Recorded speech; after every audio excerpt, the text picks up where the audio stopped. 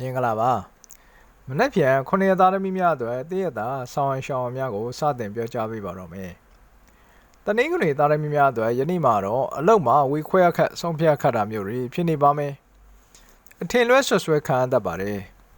ရွှေလက်ဝဲရတနာပျက်စီးများထွက်သက်ပြောက်သက်ပျက်စီးတတ်ပါတယ်အထက်လူကြီးအကြီးအကဲများစီကနေပြီးတော့အကူအညီအထောက်ပံ့တွေရရှိပါလိမ့်မယ်ဘိုက်အောင်ဘိုက်နာဖြစ်တတ်ပါတယ်အခြေရေးမှာတာတာယာယာရှိနေပါမယ်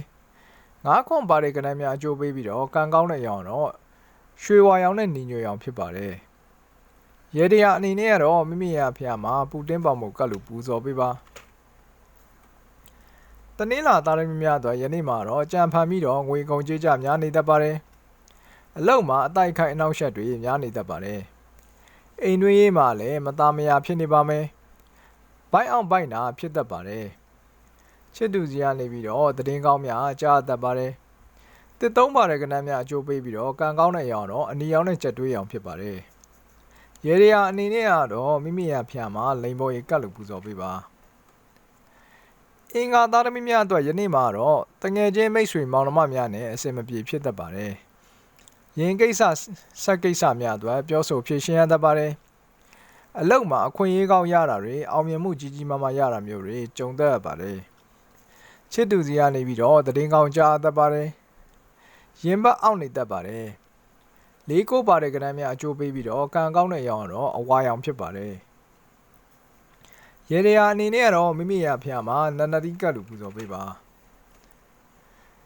ဘုံတော်ဦးသားသမီးများအတွက်ယနေ့မှာတော့ရည်ရွယ်ထားတဲ့လုပ်ငန်းများကိုရဲတာလုပ်ပေးပါမုတ်ချအောင်မြင်မဲ့နေ့လေးဖြစ်ပါတယ်ချစ်သူစီကနေပြီးတော့လက်ဆောင်ရတတ်ပါတယ်ကံအခွင့်အလမ်းအလွန်ကောင်းတဲ့နေ့လေးဖြစ်ပါတယ်လေထိုးလေအောင်ဖြစ်တတ်ပါတယ်လေးကိုပါတဲ့ကဏ္ဍများအကျိုးပေးပြီးတော့ကံကောင်းတဲ့အရောင်ကတော့စက်သွေးရောင်နဲ့အနီရောင်ဖြစ်ပါတယ်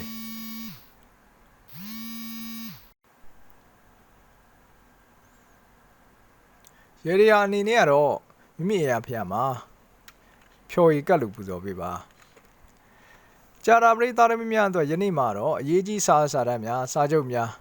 ပြတ်သက်ပျောက်သက်ပါတယ်အလုပ်ထဲမှာစိတ်ပန်းလူပန်းဖြစ်နေတတ်ပါတယ်ရင်းနှီးတဲ့မိတ်ဆွေတဦးနဲ့ပတ်သက်ပြီးတော့စိတ်ညစ်စရာစိတ်ရှုပ်စရာများကြုံတွေ့ရတတ်ပါတယ်ခေါင်းမူကောင်းကိုက်ဖြစ်တတ်ပါတယ်ချစ်သူစီကနေပြီးတော့ထင်မှတ်မထားတော့လက်ဆောင်များရတတ်ပါတယ်လေးတစ်ပါတဲ့ကဏ္ဍများအကျိုးပေးပြီးတော့ကံကောင်းတဲ့အရောင်တော့အနက်ရောင်နဲ့ရွှေဝါရောင်ဖြစ်ပါတယ်ရေတရာအနေနဲ့ကတော့မိမိရဲ့ဖျားမှာအုံဒီပါတဲ့မို့ကတ်လို့ပူဇော်ပေးပါတောက်ကြသားသမီးများအတွက်ယနေ့မှာတော့ကံအလွန်ကောင်းတဲ့နေ့လေးဖြစ်ပါတယ်ကြံစီထားသမျှကိုရဲတာလုပ်ပေးပါစက်တူကိစ္စစာချုပ်ကိစ္စတွေကိုတော့အထူးသတိထားပေးပါလက်တစ်ဖက်ကိုက်တာနာတာမျိုးတွေဖြစ်တတ်ပါတယ်ငွေကံကောင်းပါတယ်ချစ်သူစီကနေပြီးတော့မမျော်လင့်ပဲလက်ဆောင်ရတတ်ပါတယ်သုံးငါပါတဲ့ကဏ္ဍများအကျိုးပေးပြီးတော့ကံကောင်းတဲ့အရောင်တော့အနီရင်းရဲ့အရောင်နဲ့ကြက်တွေးအောင်ဖြစ်ပါတယ်ရေတရာအနေနဲ့ကတော့မိမိရဲ့အဖျားမှာဇီးဖြော်ရည်ကတ်လို့ပူဇော်ပေးပါစနေသားသမီးများအတွက်ယနေ့မှာတော့ရည်ရွယ်ထားတဲ့အလုပ်များစိတ်ကူးထားသည်များအရာရာအဆင်ပြေနေပါလိမ့်မယ်ဆွေမျိုးများရဲ့ဝမ်းသာစရာသတင်းကောင်းများကြားပါမယ်အိမ်မကတ်ချင်အလုပ်ပြောင်းနေတာမျိုးတွေဖြစ်နေတတ်ပါတယ်အခြေရေးမှာအထင်လွဲစရာများနဲ့ကြုံတွေ့ရတတ်ပါတယ်ကိုယ်လက်ရရတဲ့ဝေဒနာမျိုးခံစားရတတ်ပါတယ်ငါးခွန်ပါတဲ့ကဏ္ဍများအကျိုးပေးပြီးတော့ကံကောင်းတဲ့အရောင်တော့အဖြူရောင်နဲ့ငွေရောင်ဖြစ်ပါတယ်ရေရရာအနေနဲ့ကတော့မိမိရဲ့အဖျားမှာပေါမုတ်ထောပတ်တုတ်ကတ်လို့ပူဇော်ပေးပါအားလုံးကျမ်းမှချမ်းသာကြပါစေ